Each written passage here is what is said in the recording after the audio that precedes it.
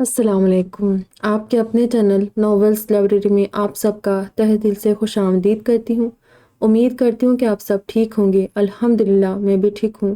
اور ہماری ناول کا نام ہے غم عشق کے حصار میں، اور اس کی رائٹر ہے عبیرہ حسن۔ اور ہماری ناول ایک ریکویسٹڈ ناول ہے اور بہت انٹرسٹنگ پارٹس آنے والے ہیں۔ ابھی مجھے ایسا لگ رہا ہے کہ علایا اور ارتضیٰ کے شاید شادی کا ایسا کچھ بتائے گا ایک دو پارٹ میں، ایسا فیل ہو رہا ہے مجھے۔ اس سے پہلے والی ایپیسوڈ آپ نے ریڈ کی ہوں گی تو آپ کا آئیڈیا ہوگا، مجھے بھی وہ ریڈ کرنے کے بعد ہی لگا ہے۔ چلیے اب ہم لوگ ایپیسوڈ کی جانب بڑھتے ہیں اور جانتے ہیں کہ آگے ہمیں کیا ریڈ کرنے کو ملے گا۔ پورے راستے وہ انڈو کے پار روڈ پر نظر جمائے خاموش بیٹھا رہا۔ دماغ ماضی کی بھول بھلیوں میں الجھا ہوا تھا۔ امی کے انتقال کے وقت وہ بہت چھوٹا تھا، تقریباً 7-8 سال کا، مگر اس کے باوجود اسے پتہ تھا کہ اب امی ایسی جگہ چلی گئی ہے جہاں سے ان کی واپسی ناممکن ہے۔ امی کے ساتھ ساتھ اس کے جانثار کرنے والے خوبصورت سے سفید و گولڈن بالوں والے ارتضیٰ بھائی بھی پھپھا جان کے ساتھ نہ جانے کہاں گم ہو گئے تھے، جو زر اور اس کو دھوپ میں کھیلنے سے منع کرتے تھے۔ اکرام جب بھی زر بھائی کے ساتھ ارتضیٰ بھائی کو اپنے ساتھ باہر لان میں یا پچھلے آنگن میں لے جانے کی ضد کرتا تھا، بھائی اسے فوراً منع کر دیتے تھے کہ انہیں اس کی اجازت نہیں تھی۔ پھر بھی وہ اس کے منہ بنانے پر اگر کبھی باہر چلے بھی آتے تو دھوپ میں ان کی آنکھیں ہی نہیں کھلتی تھیں۔ وہ اپنی آنکھوں کو اس حد تک سکیڑ کر رکھتے کہ ان کی آنکھیں کھلی دکھنے کی بجائے مکمل بند نظر آتی تھیں، اور وہ حیرت سے سوچتا رہ جاتا کہ اس کے بھائی بند آنکھوں کے ساتھ کیسے دیکھ لیتے ہیں۔ بچپن میں اپنے ارتضیٰ بھائی کو دیکھ کر یہی سوچتا رہتا تھا کہ اس کے بھائی دکھنے میں ان سب بھائیوں سے اتنے الگ کیوں ہیں۔ ارتضیٰ بھائی کے سوا زر، سعدی، عماد اور خود اکرام سبھی بھائی ارتضیٰ جیسے تو نہیں تھے۔ وہ چاروں بھائی تو کالے اور براؤن بالوں اور نارمل گلابی اسکن والے تھے، مگر اس کے ارتضیٰ بھائی سب سے جدا کیوں تھے؟ سفید اسکن پر گولڈن وہ وائٹ بالوں والے ارتضیٰ بھائی جتنے ان سب سے الگ تھے اتنے ہی خوبصورت ترین تھے۔ اکرام کے ارتضیٰ بھائی زر بھائی کے مقابلے اس سے بے حد خوبصورت تھے۔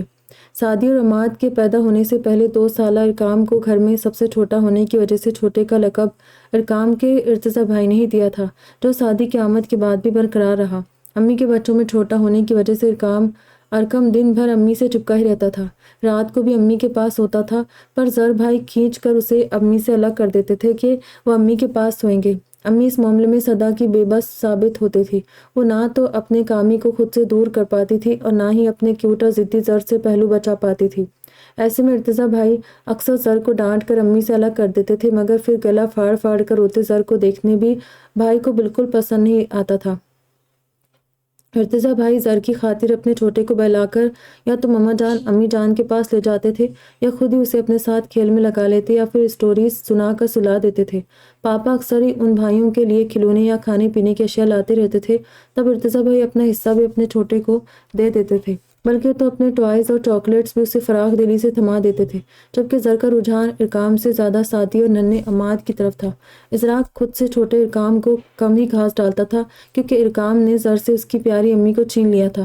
زر کی امی پر قبضہ جما کر بیٹھ گیا تھا، جس کی وجہ سے زر کی کامی کے ساتھ ٹھنی رہتی تھی، مگر ارتضیٰ کے ساتھ ایسا مسئلہ نہیں تھا۔ بڑا تھا اور اس کے لیے اس کے سارے چھوٹے بھائی ایک برابر تھے۔ وہ باقیوں کے ساتھ اپنے چھوٹے کو بھی بہت اہمیت دیتا تھا، اس لیے اکرام کو زر کے مقابلے اپنے ارتضیٰ بھائی سے بہت محبت تھی۔ لیکن پھر امی کے ساتھ اکرام کے پیارے ارتضیٰ بھائی بھی اچانک گھر سے چلے گئے تھے۔ اکرام کو زر نے بتایا تھا کہ پاپا نے بھائی کو اتنا مارا تھا کہ ان کے منہ سے خون بہنے لگا تھا، اور پھر مار پیٹ کے کر انہوں نے ارتضیٰ کو پھپھا جان کے ساتھ نہ جانے کہاں بھیج دیا تھا۔ اکرام کو یہ سب سن کر بہت حیرت ہوئی تھی کہ اس کے مہربان سے پاپا نے اتنے پیارے ارتضیٰ بھائی کو اتنی بے دردی سے کیوں مارا تھا اور پھپھا جان کے ساتھ کہاں بھیج دیا تھا۔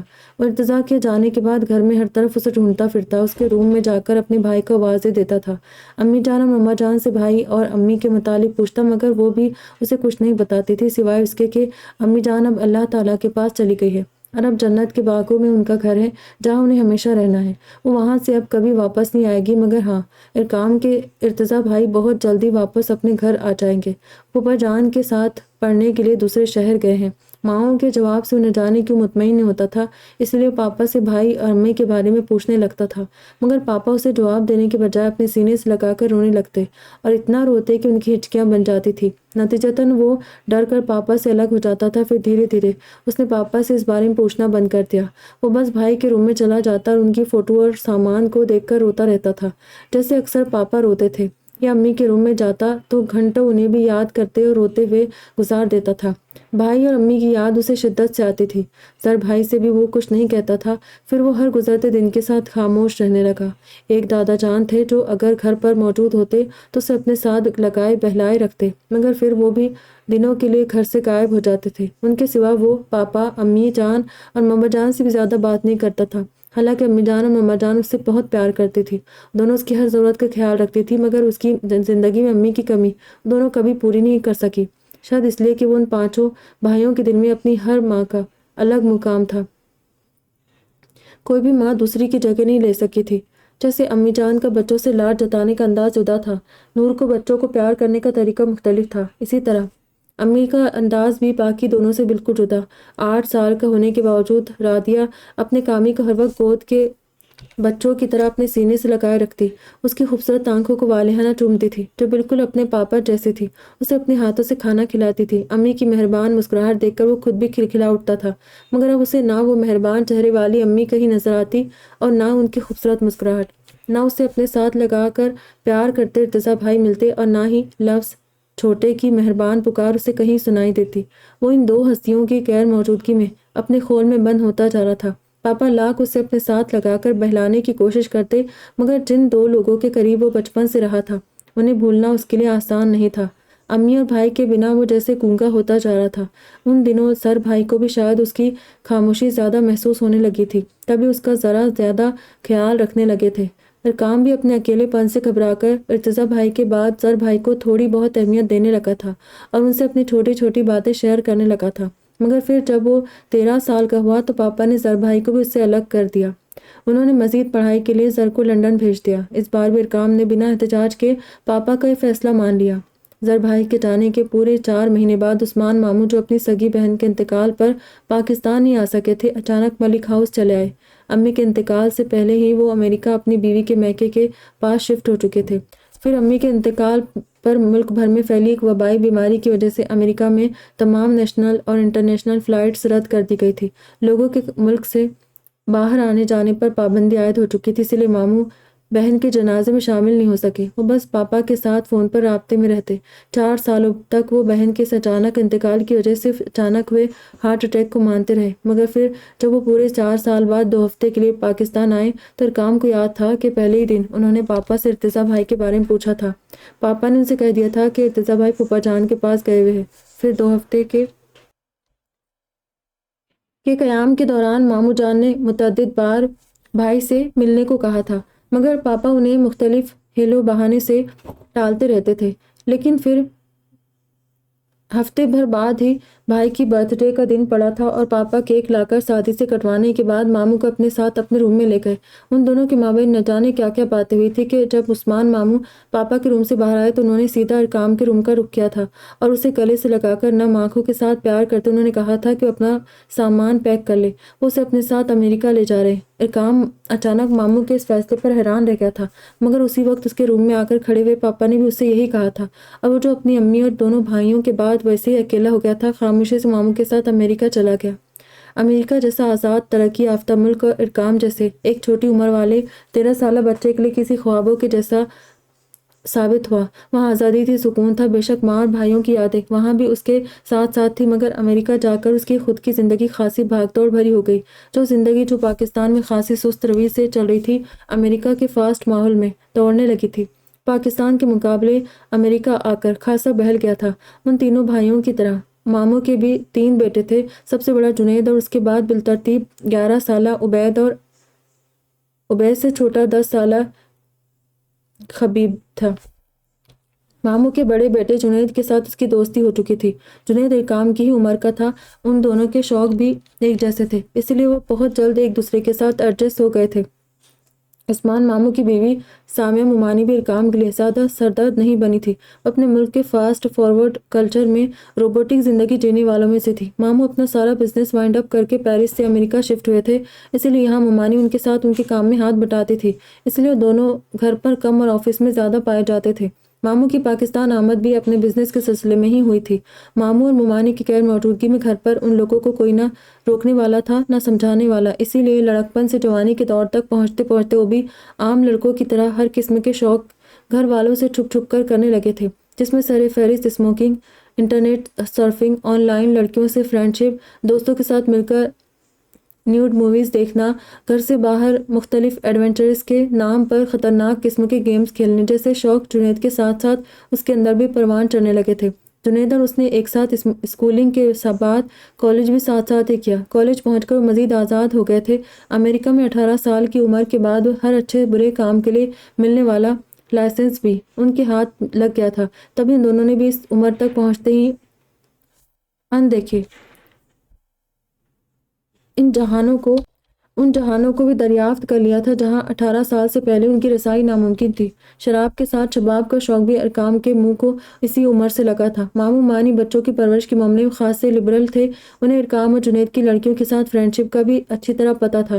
ان دونوں کی کالج فرینڈز آزادانہ گھر پر بھی چلی آتی تھی، کیونکہ مخلوط تعلیمی اداروں میں پڑھنے والے بچوں کے دوستوں میں لڑکے لڑکیاں دونوں شامل تھے۔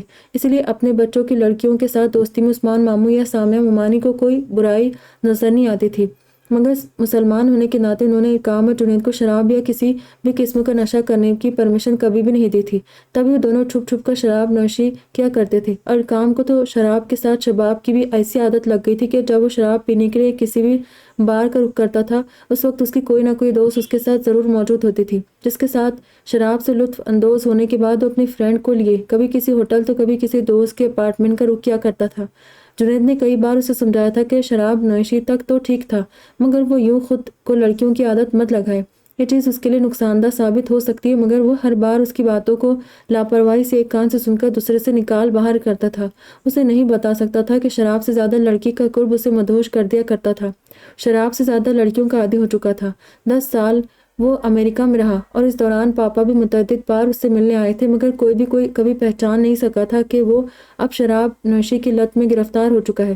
سب کے سامنے بالکل نارمل ہی رہتا تھا۔ پاپا تو پھر سالوں بعد بیٹے سے ملنے آتے تھے، مگر ہر وقت ساتھ رہنے والے عثمان ماموں اور سامیہ ممانی تک کبھی اسے پکڑ نہیں پائے تھے کہ وہ پی کر بھی سب کے سامنے خاصا کمپوزڈ رہتا تھا، بالکل نارمل بیہیو کرتا تھا۔ 4-5 سال سے یہ سلسلہ بدستور یوں ہی چلتا آ رہا تھا، مگر پھر اس کے پوسٹ گریجویشن کرتے اس کے لیے پاکستان سے پاپا کے بلاوے آنے شروع ہو گئے۔ اتفاق سے داتا جان بھی اس کے رزلٹ کے بعد امریکہ آئے ہوئے تھے۔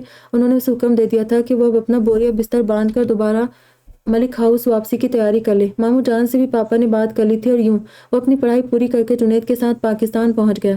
جنید کی خالہ پاکستان میں رہتی تھی، اس لیے وہ یہاں گھومنے کے ساتھ ساتھ خالہ سے ملنے بھی آیا تھا۔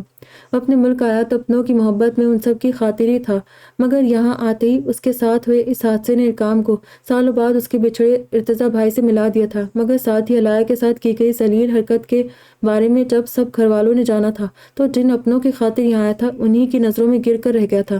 اس نے علاء کو امریکہ کے آزاد ماحول میں رہنے والی لڑکیوں کی طرح سمجھنے کی غلطی کی تھی، جو اسے اتنی بھاری پڑی تھی کہ وہ اپنوں کے بیچ رہتے ہوئے بھی سب کے لیے اجنبی ہو گیا تھا۔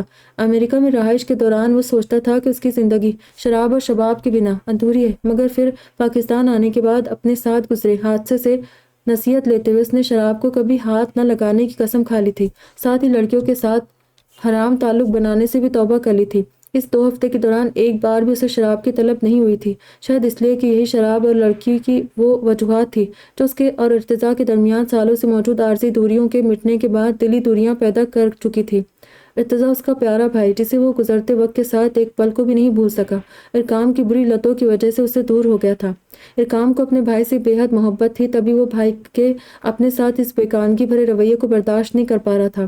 شرمندگی سے اندر ہی اندر گھٹ رہا تھا، اور پھر آج ہونے والے واقعے کے بعد تو وہ ارتضیٰ سمیت باقی سب کے سامنے مزید شرمسار ہو گیا تھا۔ اس نے سوچ لیا تھا کہ وہ پہلے علاء کے پاس جا کر اسے اپنے کیے کی معافی مانگے گا، اور اس کے بعد وہ اپنے بھائی کے پیروں پر گر کر اس سے بھی خود کو معاف کرنے کی درخواست کرے گا کہ بہرحال اس کی غلطی واقعی بہت بڑی تھی۔ چلو کامی، اب اترو گے یا یوں ہی بت بنے بیٹھے رہو گے؟ گاڑی کو لگنے والے بریکس کے ساتھ اس کی سوچوں پر بھی بریک لگا تھا، ساتھ ہی زر کی آواز سن کر وہ چونک کر ہوش میں آیا تھا، اور اپنے چہرے پر ہاتھ پھیرتے اس نے گاڑی کا دروازہ کھولا تھا، مگر تبھی درد کی ایک تیز لہر اس کی ٹانگ سے اٹھتی ہوئی کمر تک پہنچ گئی تھی۔ 2 ہفتے میں اس نے خاصا ریکور کر لیا تھا، مگر اس کی ٹانگ میں اب بھی کچا پلاسٹر موجود تھا، اور سینے کے نیچے پسلیوں پر بھی پٹی بندھی تھی۔ تکلیف سے لب بھیجتے ہوئے دھیرے دھیرے چلتا اندر پہنچا۔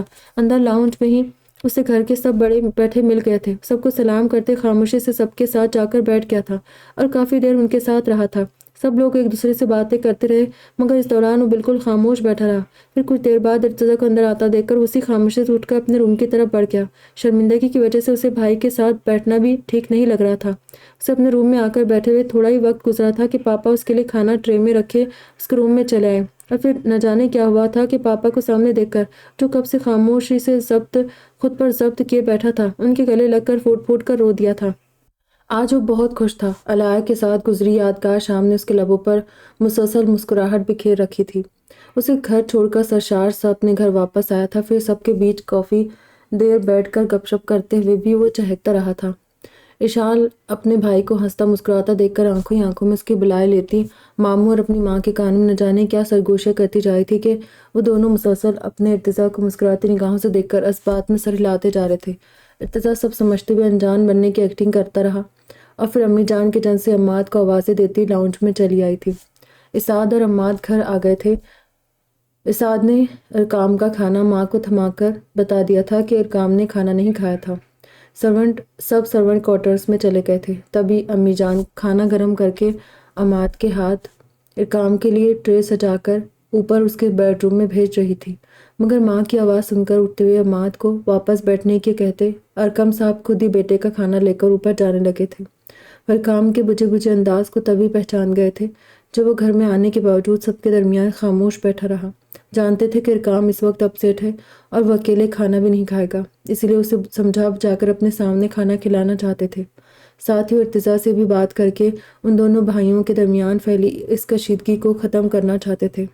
تبھی بیٹے کا کھانا لے کر اس کے روم میں چلے آئے۔ ارتضیٰ بھی گھر آتے ہی بھائی کی خاموشی اور اس کا خود کو دیکھتے ہی اٹھ کر جانا محسوس کر گیا تھا۔ پھر پاپا کا ارقام کے لیے کھانا لے جانا بھی اسے سمجھا گیا تھا کہ ارقام اب بھی شدید شرمندگی سے دوچار ہے۔ اس کے باوجود بھی ارتضیٰ بھائی کے لیے کچھ بھی نہیں کر سکتا تھا۔ وہ اپنے چھوٹے کو تب تک معاف نہیں کر سکتا تھا جب تک علایا اس کا گناہ معاف نہیں کر دیتی۔ پاپا کے جانے کے بعد وہ بھی سب سے ایکسکیوز کرتا ہوا اوپر اپنے روم میں چلا گیا تھا۔ پھر نہا کر چینج کرنے کے بعد وہ جب باتھ روم سے باہر نکلا تو اپنے بجتے ہوئے فون کی رنگ سن کر اس نے جلدی سے بیڈ کے سائڈ پر رکھا فون اٹھایا تھا، مگر اسکرین پر نظر پڑتی اسے حیرت کا زوردار جھٹکا لگا۔ علایا ذرا لب بڑبڑایا تھا، پھر اس نے جلدی سے یہ سوچ کر کال پک کر لی کہ شاید علایا نے آج کے متعلق کوئی بات کہنے کے لیے اس سے کال کی ہے۔ ہیلو، دھیرے سے مسکرا کر بولا۔ میری بات دھیان سے سنو ارتضیٰ ملک۔ علایا کی سنجیدہ آواز سن کر ارتضیٰ کے مسکراتے لب سکڑ گئے تھے۔ کیا بات ہے علایا، سب خیریت تو ہے؟ ارتضیٰ نے بھی سنجیدگی سے پوچھا۔ تم مجھ سے محبت کرتے ہو میں جانتی ہوں، میں تمہیں بچپن سے چاہتی ہوں تم جانتے ہو، تب صاف صاف جواب دینا کہ تم مجھ سے شادی کب کر رہے ہو؟ علایا نے ٹھہرے ہوئے لہجے میں پوچھا تھا، اور اچانک اس غیر متوقع بات پر ارتضیٰ بالکل خاموش ہو گیا۔ تمہاری خاموشی میرے سوال کا جواب نہیں ارتضیٰ، مجھے بتاؤ کہ تم مجھ سے کب شادی کرو گے، اور اس کے ساتھ یہ بھی بتاؤ کہ تم مجھ سے محبت کرتے ہو یا یہ صرف میرے دل اور نظر کا دھوکہ ہے؟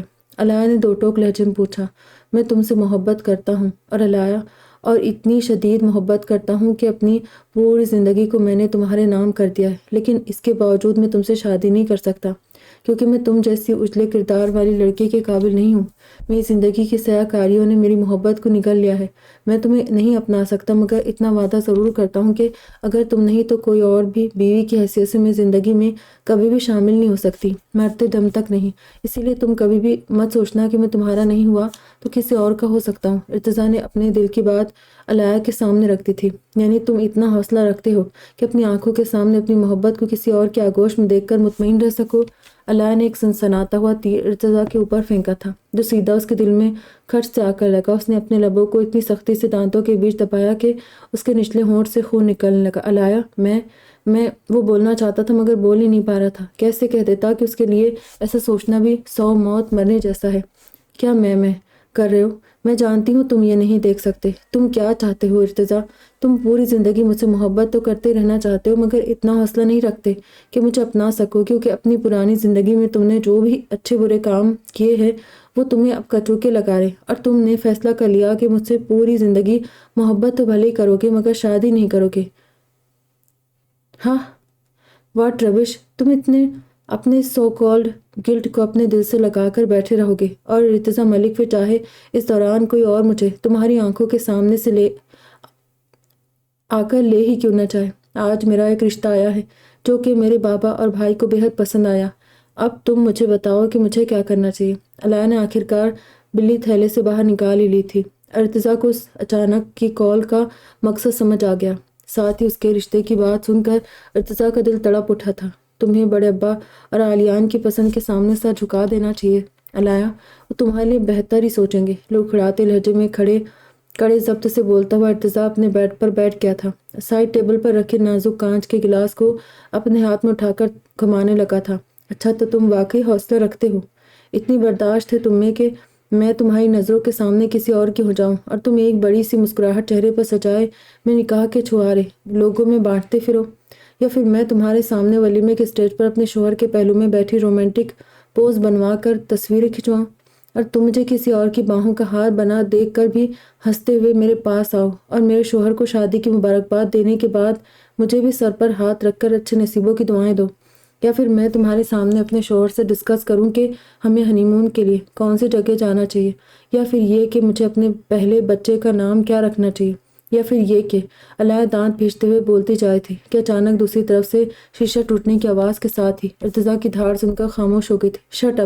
شٹ اپ علاء، اینڈ انف، جانتی ہو کہ بکواس کیے جا رہی ہو تم، چپ رہو ورنہ مجھ سے برا کوئی نہیں ہوگا، سمجھی؟ ارتضیٰ کی آواز میں موجود بے بسی، غم و غصے کے ساتھ موجود تڑپ کو محسوس کر کے وہ طنزیہ انداز مسکرانے لگی۔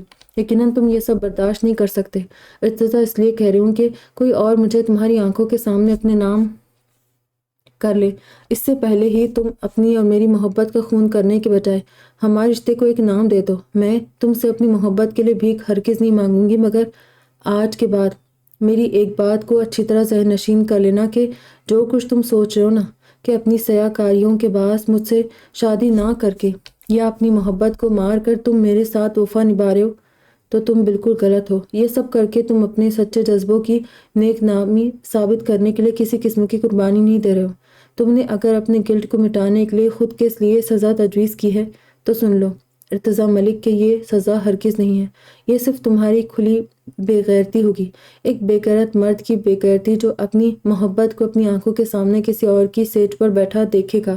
تم زندگی بھر خود پر شادی نہ کرنے کے لیے پہرے بٹھا سکتے ہو، مگر میں لڑکی ہوں، میں اپنے بابا اور بھائی کو ایک حد کے بعد نہیں روک سکوں گی، اور اگر تمہاری اس گلٹ کی وجہ سے بابا نے میری شادی کسی اور سے کر دی تو میں وہ سب کچھ تمہارے سامنے کروں گی جو میں ابھی تمہیں کہہ چکی ہوں، تمہیں تل تل تڑپا کر تمہاری بے بسی سے ہز اٹھاؤں گی، تم رو گے تڑپو گے مگر کچھ کر نہیں سکو گے، تمہاری آنکھوں کے سامنے وہ سب کروں گی، اور ارتضیٰ ملک جو جیتے جی تمہیں مارنے کے لیے کافی ہوگا، اسی لیے وقت رہتے سدباب کر لو، پھر مجھ سے گلہ مت کرنا۔ علاء نے کہتے ہوئے کال ڈسکنیکٹ کر دی تھی۔ اس نے اپنے نوکیلے لفظوں کے تیر مار مار کر ارتضیٰ کی سماعتوں کو لہولہان کر دیا تھا۔ ارتضیٰ نے کرب سے آنکھیں مونتے ہوئے اپنے کانوں میں گونجتی علاء کی آواز کو روکنے کے لیے اپنے خون آلود ہاتھوں کو کانوں پر رکھ لیا تھا۔ یہ تمہاری کھلی بے غیرتی ہوگی، ایک بے غیرت مرد کی بے غیرتی جو اپنی محبت کو اپنی آنکھوں کے سامنے کسی اور کی سیٹ پر بیٹھا دیکھے گا۔ یہ لفظ نہیں، ارتضیٰ کی غیرت پر پڑنے والے کوڑے تھے۔ تبھی اس نے اچانک ہی وہ فیصلہ کر لیا تھا جسے سالوں سے کرنے میں متعمل تھا۔ وہ اپنی جگہ سے اٹھا تھا اور پاپا کے روم کی طرف بڑھنے لگا تھا کہ تبھی پاپا مسکراتے اس کے بیڈ روم میں خود چلے آئے تھے، مگر ان کی نظر ارتضیٰ کے خون آلود ہاتھ پر پڑی تھی اور ان کی مسکراہٹ سمٹ کر رہ گئی تھی۔ گھبرا کر آگے بڑھے۔ ارتضیٰ یہ کیا ہوا؟ کیسے چوٹ لگی ہاتھ پر؟ وہ دکھاؤ مجھے۔ ارکم ملک نے ارتضیٰ کا ہاتھ تھامتے ہوئے کہا، پاپا میں علاء سے شادی کرنا چاہتا ہوں۔ ارتضیٰ کی اچانک اور غیر متوقع بات سن کر ارکم ملک ششدر سے کھڑے رہ گئے تھے۔ اشال نیچے لاؤن سے اٹھ کر رادیہ والے روم میں چلی آئی تھی جہاں ایفا پہلے سے بیڈ پر موجود نہ جانے کن خیالوں میں گم تھی۔ اشال بھی اس کے پاس روم میں پڑے بڑے سے بیڈ پر آ بیٹھی تھی۔ آج کے ڈنر میں کتنا مزہ آیا نا ایفا، تم نے علاء آپی کو دیکھا؟ اف، ان کی ڈیئرنگ کی تو میں شروع سے ہی فین رہی ہوں، مگر آج جس طرح انہوں نے بھیا کے لیے اس لڑکی سے فائٹ کی، سچی ان کا سٹائل دیکھ کر تو میں ان کی پکی والی مرید ہو گئی ہوں۔ لیکن میں واقعی بہت بڑی والی بت ہوں۔ مجھے کبھی بھیا کے شاگرد کو دیکھ کر خیال ہی نہیں آیا کہ اتنی خوبصورت حسین ترین لڑکی اپنے اندر میرے بھابھی بننے کی 100% ساری کوالٹیز رکھتی ہے۔ کیا خوبصورت جوڑا ہوگا میرے بھیا اور علاء آپی کا، جس سے میرے زارون بھیا اور مشل بھابھی کا ہے۔ مشل بھابھی سے یاد آیا، تم نے میری بھابھی کو نہیں دیکھا نا ایفا؟ رکو میں اپنے زارون بھیا کی منگیتر اپنی مشل بھابھی کو دکھاتی ہوں، رکو ایک منٹ۔ اشال گمسم سی بیٹھی ایفا کی حالت کا نوٹس لیے بغیر اپنی ہانکتی جا رہی تھی۔ ساتھ ہی اس نے اپنے پاس موجود اماں کے فون کی پکچر گیلری سے اپنی بھابھی کی تصویر نکال کر عفا کے سامنے کر دی تھی۔ یہ فون دراصل بابا کا تھا، مگر بابا نے اماں کو دے دیا تھا۔ اماں کے فون سے اشال انیلا سے واٹس ایپ پر بات کر لیتی تھی۔ عفا یہ میری کزن مشل اور میرے زارون بھیا کی منگیتر ہے۔ یہ بھی بہت حسین ہے، مگر علایا آپی کی بات بالکل الگ ہے، ان سے بھی زیادہ خوبصورت ہے۔ آپی بتا رہی تھی کہ علایا آپی خوبصورتی میں اپنی امی پر چلی گئی ہے۔ ان کی امی بے حد حسین تھی۔ ارے تم کن خیالوں میں گم ہو؟ میں کب سے بولتی جا رہی ہوں مگر تم خاموش ہی بیٹھی رہی ہو۔ اشال کے جھنجلا کر کہنے پر عفا نے چونک کر پہلے اسے دیکھتے ہوئے فون کی اسکرین کو دیکھا تھا۔ اسکرین پر چمکتی خوبصورت سی تصویر میں دلہن کا روپ لیے بیٹھی وہ حسین و دلکش نازک سی لڑکی واقعی بے حد خوبصورت تھی، مگر یہ لڑکی دلہن کے روپ میں بھی ہزاروں لوازمات کے بعد حسین لگ رہی تھی، جبکہ علایا کا حسن ان مصنوعی سہاروں کا محتاج نہیں تھا۔ عفا نے گہری سانس کھینچتے ہوئے سوچا، پھر بے چارگی سے اشال کو دیکھا۔ واقعی اس کی موجودگی میں کوئی زیادہ دیر خاموش نہیں رہ سکتا تھا۔ تمہاری بھابھی اور کزن بہت خوبصورت ہے اشال، اور تم صحیح کہہ رہی ہو کہ علایا بھی بہت خوبصورت ہے، مگر مجھے علایا کی شکل و صورت کے ساتھ ان کی دلیری نے زیادہ امپریس کیا ہے۔ ایک انسان، خاص کر ایک لڑکی کے اندر کم سے کم اتنی ہمت تو ہونی ہی چاہیے کہ وہ جس کو اپنا کہہ کر ایک عمر تک اپنے دل میں بسائے رکھے، وقت پڑنے پر اسے دوسروں سے چھیننے کی حوصلہ بھی اپنے اندر رکھتی ہو۔ لڑکیاں محبت میں اکثر اسی مقام پر آ کر ڈگمگا جاتی ہیں کہ وہ یا تو اپنی محبت کے لیے شدید انتہا پسندی دکھاتے ہوئے محبت کے بدلے باقی رشتوں سے منہ موڑ لیتی ہے، یا باقی رشتوں کے لیے اپنی محبت کو قربان کر دیتی ہے۔ بہت کم لڑکیاں ایسی ہوتی ہیں جو محبت کے ساتھ اپنے دوسرے رشتوں کا بھی احترام کرتے ہوئے دونوں کو اس طرح ساتھ لے کر چلتی ہے کہ صحیح حکمت عملی اور سمجھداری کے ساتھ اپنی محبت کو بھی جیت لے اور باقی رشتوں کو بھی نہ ہارے۔ علایا بھی مجھے اسی قسم کی لگی ہے، دلیر اور بہادر ہے، اپنے جذبوں کے لیے جنونی ہے، مگر بے باک نہیں ہے۔ مجھے پوری امید ہے کہ وہ رزق کو حاصل کر لے گی، مگر مجھے ایک چیز کی سمجھ ہی نہیں آئی اشال۔ عفا نے کہتے ہوئے پرسوچ نظروں سے اشال کو دیکھا۔ کیا؟ بیڈ پر لیٹی اشال نے اپنے پیروں کو جھلاتے ہوئے سوالی نظروں سے عفا کو دیکھا۔ علایا نے ارقام کو شرابی کیوں کہا؟ تم نے دیکھا وہ ارقام سے کتنے برے لہجے میں بات کری تھی، جبکہ جہاں تک مجھے پتہ ارقام 10 سال سے امریکہ میں تھا اور یہاں آتے ہی اس کا ایکسیڈنٹ ہو گیا تھا۔ پھر علایا نے اسے شرابی کیوں کہا؟ کیا وہ ارقام سے پہلے بھی مل چکی تھی؟ مگر ارقام تو ان 10 سالوں میں کبھی امریکہ سے آیا ہی نہیں۔ عفا نے سوالی نظروں سے اشال کو دیکھتے پوچھا تھا، اور اس کے بعد سن کر اشال بھی اپنی جگہ سے اٹھ بیٹھی۔ ہاں تم ٹھیک کہہ رہے ہو عفا، علایا آپی بھی کبھی ماموں کے گھر پر نہیں آئی، بلکہ وہ تو لاہور میں 5-6 ماہ پہلے ہی شفٹ ہوئی ہے۔ ماموں کی فیملی سے بھی پہلے کبھی نہیں ملی۔ ہاں بس ابھی جب ان کے بابا کو ہارٹ اٹیک ہوا تھا تو اس وقت مسٹر کنگ اسی ہاسپٹل میں تھے، اور تب اس پرسوچ انداز میں بولتی ہوئی اشال کے دماغ میں اچانک دھماکہ ہوا۔ عفا، مسٹر کنگ جس ہاسپٹل میں تھے تو علایا آپی کے بابا بھی وہیں ایڈمٹ تھے۔ ہو سکتا ہے کہ تب علایا آپی مسٹر کنگ سے ملی ہو، مگر تب کیا وہ ہاسپٹل میں شراب پی رہے تھے؟ ایکسائٹڈ سے انداز میں بولتی ہوئی اشال نے عفا کو دیکھتے پوچھا۔ بیوقوف، کیا کبھی کوئی ہاسپٹل میں شراب پیتا ہے؟ ہو سکتا ہے علایا نے ارقام کو ایکسیڈنٹ سے پہلے کہیں شراب پیتے دیکھا ہو۔ عفا نے اشال کی بات کی تردید کرتے ہوئے پرسوچ انداز میں کہا تھا، ہاں یہ بھی ہو سکتا ہے، اور یہ بھی ممکن ہے کہ شراب پی کر مسٹر کنگ نے علایا آپی سے بنا یہ جانے چھیڑ چھاڑ بھی کر دی ہو کہ وہ ان کی ہونے والی بھابھی ہے۔ ویسے ہی غلط بات ہے نا عفا کہ مسلمان ہو کر بھی کوئی بندہ شراب پیتا ہو۔ میں نے ایکسپیکٹ نہیں کیا تھا کہ مسٹر کنگ شرابی بھی ہو سکتے، اگر یہ بات سچ نکلی تو سچی میں نے مسٹر کنگ سے بالکل بات نہیں کرنی، ایک تو لڑکی چھڑی، اوپر سے شراب بھی پی۔ توبہ، میرے بھیا کے بھائی ہو کر مسٹر کنگ ایسے بگڑے ہوئے۔ ویسے میرے بھیا کے سوا ان کے سارے بھائی بدتمیز ہیں۔ بھیا کے بعد والے ماڈل جو وہ مسٹر اصل والے ماڈل ہیں، پتہ نہیں پیدا ہونے کے بعد انہیں گٹی کی جگہ ڈاکٹر نے نیم یا کریلے کا رس پلا دیا ہوگا شاید، کہ سر سے پاؤں تک کڑوے ہو چکے۔ جب بولتے اتنا کڑوا زہریلا بولتے ہیں کہ اگلے بندے کے منہ کا ذائقہ ہی خراب ہو جائے۔ اس کے بعد تیسرے نمبر والے مسٹر کنگ شرابی نکلے، اور پھر چوتھے مسٹر اسعد ملک دا بلیک فیدر بھی کم نہیں ہے، وہ خاموشی میں اپنا کام کر جاتے، اور وہ چھوٹا والا بلیک شیپ میرے بھیا جیسا بننے کی کوشش کرتا ہے، مگر میرے بھیا جیسا کوئی بھی کبھی بھی نہیں ہو سکتا۔ میرے بھیا ہی بس ان قوموں میں راجہنس نکل آئے، اشال نے منہ بناتے کہا تھا۔ رفا اس کی باتیں سن کر ہنستے ہوئے اس کے سر پر چپت لگا بیٹھی تھی کہ تبھی دروازے پر کھڑی ازراق نے عفا کو آواز دی تھی، عفا اگر ہنسی مذاق سے فرصت مل گئی ہو تو مما جان کی بات سن لو، تمہیں بلا رہی۔ ازراق نے اشال کو گھورتے عفا سے کہا تھا، اور عفا ازراق کی آواز سن کر اسے دروازے پر استادہ دیکھ کر زبان دانتوں تلے دبا کر روم سے نکل گئی تھی، جبکہ اشال بنا ازراق کو دیکھے زیر لب اپنی خیریت کی دعائیں مانگنے لگی تھی۔ وہ بری ہنسی تھی کیونکہ ازراق کی قہر بھری نظریں اسی پر جمی تھی۔ مس اشال ذوالفقار شاہ، دوسروں میں کم سے کم عیب ڈھونڈنے کی کوشش کیا کرو۔ جتنی تیز تمہاری زبان چلتی ہے نا، آج اتنی ہی تیزی میں نے بھی دکھائی ہے۔ میں نے تمہاری ساری باتیں ریکارڈ کر لی، جنہیں بھائی کو سنانے کا تو کوئی فائدہ نہیں، مگر ہاں، اب یہ سب میں پھپھو کو ضرور سناؤں گا۔ مجھے یقین ہے کہ وہ تمہیں اس کا اچھا انعام دے گی۔ مجھے اچھی طرح اس بات کا اندازہ ہو گیا ہے کہ جب تک تمہاری پھینٹی نہ لگ جائے تم باز نہیں آؤ گی۔ ایک بار پھپھو تم کو ڈوز دے دے، پھر کرتی رہنا بھائی سے میری شکایت۔ ازراق دانت پیستے ہوئے اشال کے سامنے اپنا فون لہرا کر بولا تھا اور دروازے کی طرف پلٹ گیا، جبکہ اس کی بات سن کر حیرت سے منہ کھول کر بیٹھی اشال اس کے پیچھے لپکی تھی اور اس نے جھپٹ کر ازراق کو پکڑنا چاہا تھا، مگر اسی وقت ازراق نے پلٹ کر اسے دیکھا تھا۔ نتیجتاً وہ ازراق کو اپنے ساتھ لیے نیچے گری تھی۔ Mister model, please last time معاف کر دے۔ میری توبہ، میرے فرشتوں کی توبہ جو میں آج کے بعد آپ سے پنگے لوں۔ معاف کر دے، ورنہ واقعی اماں بنا کسی کا لحاظ کیے اتنی زبردست پھینٹی لگائے گی کہ میری عزت کا کپاڑا ہو جائے گا۔